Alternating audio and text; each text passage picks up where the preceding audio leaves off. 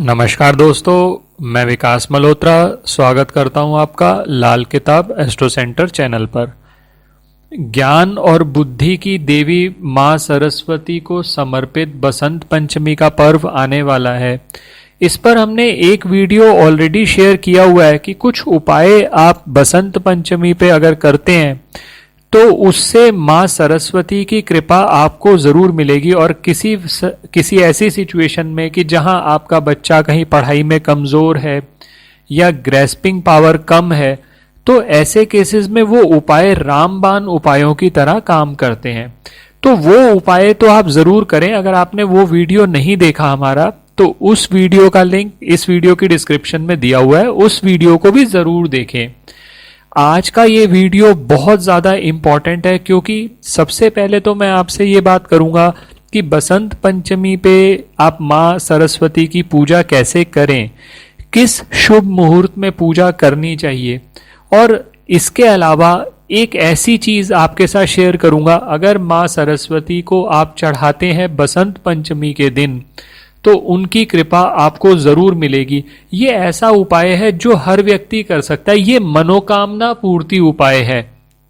इसके लिए ये जरूरी नहीं कि आपको क्या परेशानी आ रही है, आपके मन में कोई भी मनोकामना है, चाहे आपको व्यापार से संबंधित आपकी मनोकामना है, चाहे आप अपनी नौकरी में परेशान हैं तब उपाय करना चाहते हैं, या आपके जीवन में ग्रोथ नहीं हो रही, या आप माँ सरस्वती की आराधना करते हैं, संगीत से संबंधित आप क्षेत्र में काम करते हैं, या आपका विद्या से संबंधित कोई काम है, तो ये उपाय आपको बहुत ज्यादा लाभ प्रदान कर सकता है। तो अंत तक ध्यान से वीडियो जरूर देखिएगा। इस उपाय को करने का तरीका है, जिस तरीके से बताया जाए आप उसी तरीके से करिए। बहुत आसान सिंपल तरीका है, वैसे ही आप करना है आपने, लेकिन अपने हिसाब से इसको मोल्ड मत करिएगा, क्योंकि उससे फिर जो उपाय का वास्तविक पर्पस होता है वो खत्म हो जाता है। तो आप उपाय को जैसा बताया जाए वैसे ही करने की कोशिश करिएगा। सबसे पहले तो आपको ये बताता हूं कि क्या मुहूर्त में आपको पूजा करनी चाहिए। बसंत पंचमी का पर्व आपको मालूम ही है 5 फरवरी को है। तो पूजा का जो मुहूर्त है वो 7:08 से लेकर 12:36 तक है। बसंत पंचमी का दिन बहुत इंपॉर्टेंट होता है, बहुत महत्वपूर्ण है, और इसको हम अबूझ मुहूर्त कहते हैं। ऐसा मुहूर्त जिसमें आप कोई भी काम किसी भी समय कर सकते हैं, इवन पूजा भी आप किसी भी समय कर सकते हैं। लेकिन अगर आप मध्याह्न काल में अपनी पूजा, जैसा मैंने आपको मुहूर्त बताया, उसमें करते हैं तो लाभ मिलने के जो चांसेस हैं वो और बढ़ जाते हैं। तो कोशिश करिए आप इसी समय पर पूजा कर लें तो बहुत ही अच्छा है। और बसंत पंचमी पे आपको अब उपाय कैसे करना है, ये मैं इस पे आपसे बात कर रहा हूं। सबसे पहले तो बसंत पंचमी के दिन, क्योंकि मां सरस्वती को पीला रंग अत्यंत प्रिय है, तो पीला रंग इस दिन कोशिश करें आप पीला रंग जरूर पहने। पहली चीज तो ये, क्योंकि ये रंग सादगी और सात्विकता का रंग है। और जैसा बसंत पंचमी का माहौल भी होता है कि जहां पर खेतों में पीली सरसों की फसल लहराने लगती है, पीला पीला सा वातावरण हो जाता है, तो उस हिसाब से आप पीला रंग डालेंगे तो आपको ये फील आएगी कि आप एक पर्व मना रहे हैं, माता का जन्मदिन मना रहे हैं आप। दूसरी बात, आप पीले, इसमें कुछ मैं आपको चीजें बता रहा हूं, ये आपको इकट्ठी करनी है। पीले रंग के वस्त्र आप सुबह आपने डाल लिए स्नान आदि करने के बाद। इसके बाद आप अपने मन में माता की पूजन का संकल्प लें। एक चौकी पर पीले रंग का कपड़ा बिछाकर मां सरस्वती की प्रतिमा रख सकते हैं, चाहे फोटो हो चाहे मूर्ति हो आपके पास। इसके बाद कुछ आपको आइटम्स बता रहा हूं, ये आपको रखने हैं। एक पीला वस्त्र, चाहे पीला वस्त्र छोटा हो बड़ा हो, इससे कोई फर्क नहीं पड़ता, पीला वस्त्र लेना है आपने। पीला चंदन लेना है, हल्दी लेनी है, हल्दी में हल्दी पाउडर लेना है, केसर लेना है, थोड़े से अक्षत लेने हैं, उनको हल्दी से रंग लेना है, और पीले पुष्प लेने हैं, चाहे वो गेंदे के फूल हो या कोई और फूल हो जो पीले कलर के हों। ये सब आप मां सरस्वती को अर्पित करेंगे।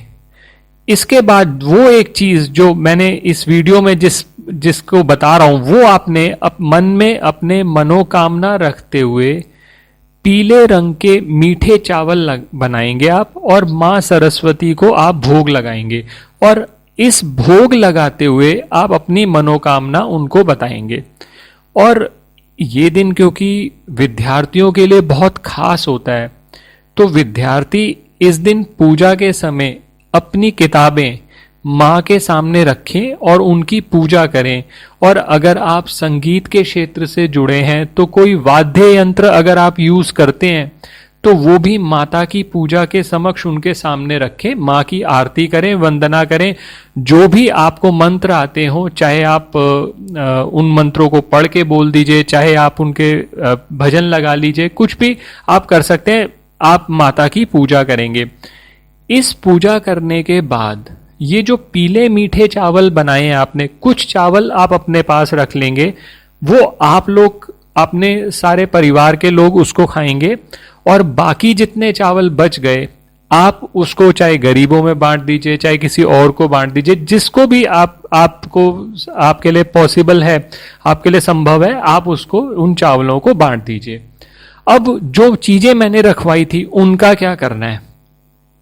जो पीला वस्त्र मैंने कहा है, अब पीला वस्त्र अगर तो आपने कुछ बड़ा लिया है तो आप चाहें तो उसको पीले वस्त्र को से कोई, अगर आप अपनी पोशाक बनाना चाहें वो बना सकते हैं, या फिर पीले वस्त्र में छोटा रुमाल रख लें, आप उसको यूज कर लें। पीला वस्त्र इस तरह से यूज हो जाएगा। पीला चंदन, हल्दी, केसर, ये जो 3 चीजें हैं ये आप नियमित अपने, इसके बाद इनको अलग रख लीजिए। अब इससे जैसे आप बृहस्पतिवार को तिलक लगाने के लिए या और चीजों के लिए आप यूज कर सकते हैं। हल्दी का आप प्रयोग अपनी रसोई में कर सकते हैं। केसर का भी इसी तरह से प्रयोग आप तिलक लगाने के लिए भी कर सकते हैं या अपने खाने में भी कर सकते हैं। अब हल्दी से रंगे पीले अक्षत बोले थे आपको, उनको एक पीले कपड़े में बांध के, ये पीला कपड़ा अलग होगा उस पीले वस्त्र से जो मैंने आपको पहले बताया, उसको एक पीले कपड़े में बांधकर अपने धन रखने के स्थान पे रख दीजिए। और जो पीले पुष्प हैं वो माँ को अर्पित, उस दिन तो पूरे दिन ये सामग्री रहेगी। अगले दिन ये सारे जो चीजें हैं आपने अगले दिन करनी है।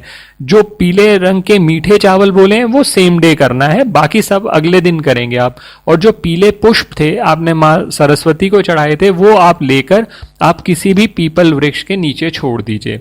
तो इस तरह से ये आपकी पूजा संपूर्ण होती है और माँ सरस्वती से मन ही मन अपने ग्रोथ के लिए आप प्रार्थना करें। अब बहुत से मित्र ऐसे होते हैं जिनको राहु ग्रह से संबंधित दिक्कतें आ रही होती हैं। ध्यान रखिएगा, लाल किताब के हिसाब से राहु ग्रह की अधिष्ठात्री देवी माँ सरस्वती हैं। तो अगर राहु से संबंधित आपको समस्याएं आ रही हैं, अब राहु से संबंधित समस्याएं आ रही हैं, जो व्यक्तियों को ज्योतिष की नॉलेज है वो तो देख लेंगे अपनी कुंडली से या उनको बता दिया किसी ने।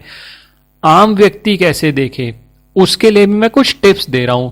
अगर मानसिक तनाव बहुत ज्यादा रहता है, आर्थिक नुकसान बहुत ज्यादा हो रहा है, जो भी काम करते हैं उसमें तालमेल की कमी महसूस होती है, बात बात पर गुस्सा आ जाता है या आप आपा खोने लगते हो, या वाणी बहुत ज्यादा कठोर हो गई है, या एक और बहुत इफेक्टिव निशानी है कि आपके हाथ के नाखून अपने आप टूटने लगते हैं, तो इस तरह की अगर कोई समस्या आपके साथ आ रही है या जैसे बीमारी है वो पता नहीं चल रही कि किस वजह से कोई प्रॉब्लम आ रही है, कोई आप टेस्ट कराते हैं उसमें कुछ निकलता ही नहीं है लेकिन कोई ना कोई समस्या बनी रहती है, दिमागी संतुलन बिगड़ सा गया है, अपयश हो रहा है, तो कहीं ना कहीं राहु से संबंधित कुछ प्रॉब्लम्स हैं। तो ऐसी कोई भी प्रॉब्लम है उन सब से निकलने के लिए आप एक एडिशनल उपाय कर सकते हैं। नीले फूल ले आइए, 6 नीले फूल आपने लेने हैं और जैसा मैंने पूजा में सब आपको सामान बताया है वो सामान आप ऑफर करिए, साथ के साथ 6 नीले फूल माँ सरस्वती को अर्पित कर दें और मन ही मन अपनी प्रार्थना उनको बताएं कि मेरे को ये समस्या आ रही है। अगले दिन वो नीले फूल उठाकर आपने जल प्रवाह करने हैं। तो ये उपाय भी आपका कंप्लीट हो जाएगा और इसमें राहु से संबंधित जो समस्याएं आ रही हैं उसमें भी निजात मिलेगी। दोस्तों, आशा करता हूं आपको ये वीडियो पसंद आया होगा। अगर वीडियो पसंद आया है तो बाकियों के साथ लाइक और शेयर करना मत भूलिएगा। कमेंट में माँ सरस्वती के आशीर्वाद के लिए उनके दरबार में जय माँ सरस्वती या माँ सरस्वती का कोई मंत्र जरूर लिखिए। ये जो भी वीडियोस हम बनाते हैं, जब भी आपको ये कहा जाता है कि ये कमेंट्स लिखने हैं, तो होता क्या है कि जब भी आप कमेंट लिखेंगे तो कहीं ना कहीं माँ सरस्वती के दरबार में आपकी हाजिरी लगती है। तो इस कृत्य को करना ना भूलें। माँ सरस्वती का आशीर्वाद आपको मिलेगा। माँ सरस्वती की कृपा हो गई तो आपकी सभी मनोकामनाएं जरूर पूरी होंगी। आप सभी लोगों को बसंत पंचमी की हार्दिक शुभकामनाएं। धन्यवाद दोस्तों। जय माँ सरस्वती।